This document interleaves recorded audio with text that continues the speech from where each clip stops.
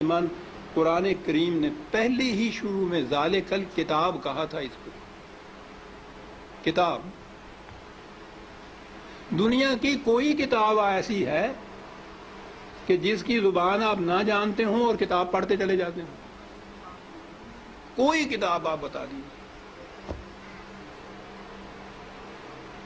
زبان نہ جاننا تو ایک طرف، فرض کرو زبان جانتے بھی ہوں اور وہ کتاب کی زبان ذرا مشکل ہو تو آپ ایک آدھ صفحہ پڑھ کے کہہ دیتے ہیں کہ نہیں صاحب میری سمجھ میں نہیں آتی. آپ کتاب پڑھتے ہیں تاکہ سمجھ لیں اس کو. خدا نے بار بار کہا ہے کہ ہم نے اس کو لسان عربی مبین میں واضح طور پر اس کو بیان کیا، لعلکم تعقلون، تاکہ تم سمجھ سکو. کتاب کو اگر سمجھ کے پڑھ لیا جاتا عزیزان من تو نہ ملوکیت باقی رہتی، نہ سرمایہ داری باقی رہتی، نہ مذہبی پیشوائیت باقی رہتی. سازش یہ کی گئی کہ سمجھنے کی بات یہ ہے نہیں، بغیر سمجھنے کے، بغیر مفہوم جاننے کے ان کے الفاظ کا دہرا دینا جو ہے اس سے نیکیاں مل جاتی.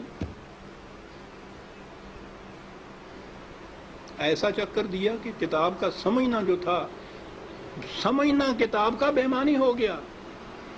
بغیر سمجھے ہوئے اس کے الفاظ کا دہرا دینا عین مقصود یہ رہ گیا.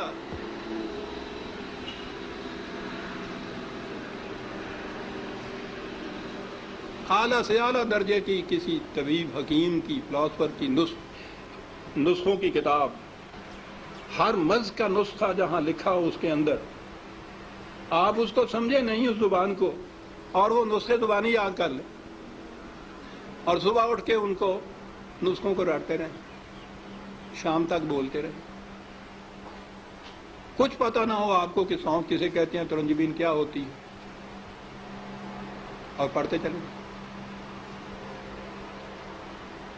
کیا مرض کی شفا مل جائے گی اس طرح سے؟ اس کتاب کا مقصد پورا ہو جائے گا؟ میں نے کہا ہے ابھی کہ ہے کوئی دنیا میں اور کتاب جس کے ساتھ یہ کچھ آپ کرتے ہوں؟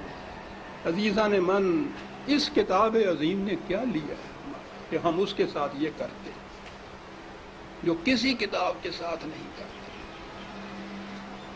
یہ سب اس لیے کہ یہ سمجھ میں نہ آ جائے، کہیں ہو نہ جائے آشکارا شرع پیغمبر. کہیں یہ آج ہی کی سازش نہیں ہے، شروع سے چلی آ رہی ہے. یہ لگا دو اس لائن کے اوپر کہ دہراتے جاؤ اس کو ساتھ بغیر سمجھے.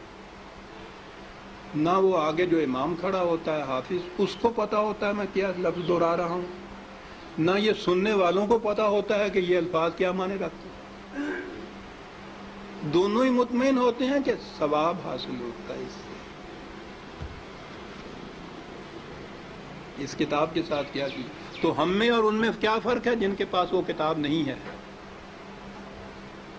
فرق یہ ہے کہ ہم دوہرے مجرم ہیں. ہے بھی کتاب، اور کتاب کو اتنا، اس کو پڑھنا تو کہیں گے نہیں، پڑھنا تو پھر بھی وہ ناظرہ پڑھا جاتا ہے جو دہراتے ہیں. ناظرہ پڑھنا بھی تو یہی ہوتا ہے، الفاظ ہی ہوتے ہیں جن کو دہراتے ہیں ہم. یہ کتاب ہدایت تھی، یہ وہ نقشے اس میں دیے ہوئے تھے کہ فلاں دوراہے پہ پہنچو تو دائیں کی طرف مڑ جاؤ تو اس طرف جاؤ گے، بائیں کی طرف کا راستہ اس طرف چلا جائے گا.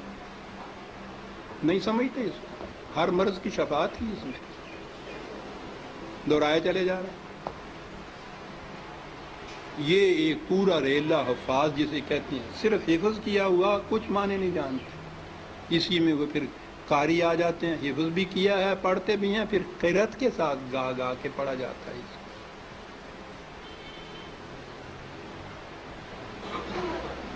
قانون کی کتاب